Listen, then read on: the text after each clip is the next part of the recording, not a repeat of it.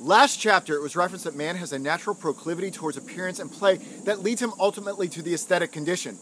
Schiller elaborates on the nascent instinct of play. He believes that man has a naturally occurring imagination which sequences images. This imagination almost unconsciously moves from image to image. It points to freedom from total external constraint. However, at this juncture, it says nothing about a creative man within. A qualitative leap must occur to go from the blindly guided natural imagination to the imagination of aesthetic play, where man subjects random images to his faculty of judgment. Schiller splits these hairs, for it allows him to account for bad taste with greater specificity. Humans, still driven by their dumb and blind imagination that is heavily influenced by sensation, are likely to prefer art objects that cater to the restlessness and frivolity of the untamed imagination. Explosions, loud noises, etc. I guess the Fast and the Furious movie-going public falls into this category. How then does the play impulse develop from this crude imagination that is sated so easily with the gaudy and the grotesque? Schiller thinks that in time, the play of the crude imagination no longer truly excites man. At some point, we lose interest in Fast and the Furious movies. We want to take pleasure in ourselves. We want to feel the dignity in ourselves associated with the apprehension of beauty. We want to experience that ennobling spiritual instance where our dignified rational intellect is paired with enlivened sensuality in a timeless place. This is what precipitates the transition from natural play to aesthetic play. To reiterate, man with his natural and premature imagination may make ridiculous movements that are then subjected to form and become dance. Man may make ridiculous noises that then give way to song, and so on. Schiller thinks in time the restless and arbitrary imagination eventually gives way to form bestowed upon it by the legislative faculty in aesthetic imaginative play.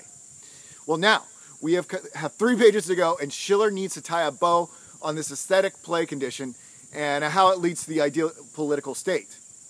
Remember that in what Schiller calls the dynamic, page 137, or natural state, man coerces man via force. In the ethical state, he coerces and restrains via the law's majesty. Schiller claims that in the cultivated aesthetic state, man in his aesthetic freedom grants freedom to other men. We're going to need to draw this connection tighter. Necessity may have driven man into society, and reason bestowed ethical principles to order that society. However, without the aesthetic dimension to the individual and the society writ large, we live in vulgarized societies. Go on, we may say.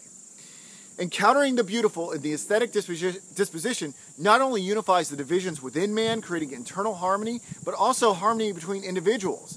If the beautiful is appealing to the universal dual nature of man and harmonizing us all internally, then the fractures within society ought to go away as well. Okay, but how? The sensuous men are elevated out of their animality and can recognize something grander than blind instinct. They are elevated to truth and right.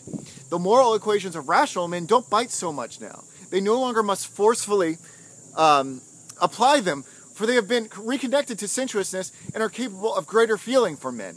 Their compassion and empathy are enlivened.